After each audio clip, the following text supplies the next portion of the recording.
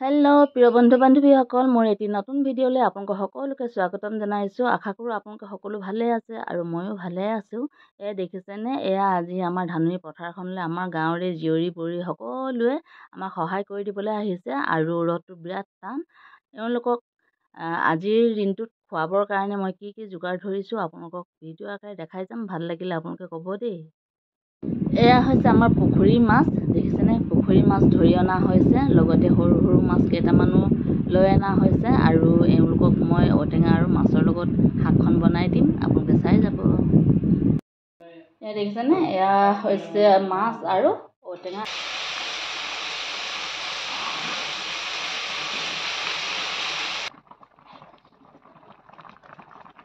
আৰু দুপৰীয়া সময়খিনিতে মই দাৱনী কিজনীলৈ বুলি চাহ লৈ গৈছোঁ।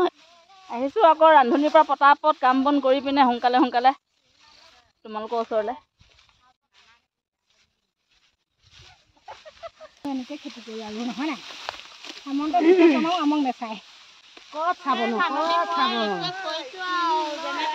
মামা, আমাৰ গোটৰ 10,000টো যেনেকৈ পূজাৰ আগত ভৰাই দিবা হা। ভালকৈ কৈ দে। হেমন্ত মামা, পূজাৰ আগত আমাৰ পূজা চাবলৈ আমাৰ ল'ৰা ছোৱালী পূজা দেখুৱাব লাগিব নহয়। হেমন্ত মামা, 10,000টো পূজাৰ আগত ভৰাই দিবা হা। গোটৰ আমাৰ ল'ৰা ছোৱালী পূজা চোৱাব লাগিব নহয়, নহ'লে বেলুন ক'ৰ পৰা কিনিম আমি? বহুত দাম। কেলে লাখপতি বাইদেউ কৰি দিম বুলি কৈছিলেচোন। এতিয়া ক'তা মামা কৰি দিয়ে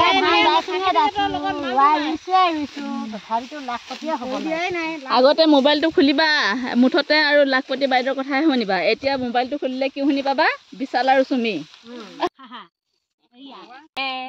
চাহ খোৱা পৰ্ব আৰম্ভ হৈছে।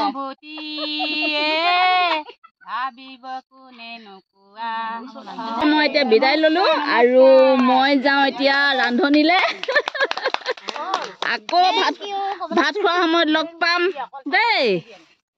বৰ্তমান আপোনালোকে দেখি থকা এই ধানখিনিক আমাৰ শদিয়াৰ ফালে বাজ ধান বুলি কয় আৰু ছেপ্টেম্বৰৰ পৰা কাটিবলৈ ৰাইজে আৰম্ভ কৰে, অক্টোবৰ মানত শেষ হৈ যায় আৰু আমাৰ শালি ধানলৈ ৰাইজে অপেক্ষা কৰিবলগীয়া হয়। শদিয়াত প্ৰায় মানুহে শালি ধান আৰু বাজ ধান কৰে আৰু শালি ধানতকৈ বাজ ধানটো বেছি গধুৰ হয়, সেয়েহে প্ৰত্যেক গাঁৱতে শালি ধানতকৈ বাজ ধানৰ খেতিটো বেছিকৈ কৰা হয়। মই জুইত বনাইছোঁ এয়া হাঁহ মাংস আৰু পানী কোমোৰা, দেখিছেনে? আৰু চৰুত এয়া মই জুলীয়াকৈ জেলেঙা জোল বনাইছোঁ।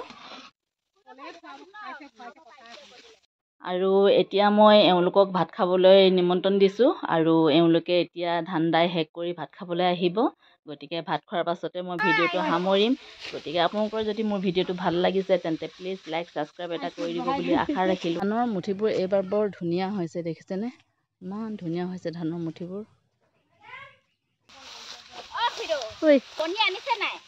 হাঁহ মাংস পানী কোমোৰা বনালোঁ, তাৰপিছতে ব্ৰইলাৰ আলু পানী কোমোৰা, ঔটেঙা মাছ আৰু কি দিম আৰু জেলেঙা শাক এখন বনাই থৈ দিছোঁ আৰু গোটেইকেইজনীয়ে ভাত খাবলৈ বহিলে। গতিকে আজিৰ ভিডিঅ'টো ইমানেই।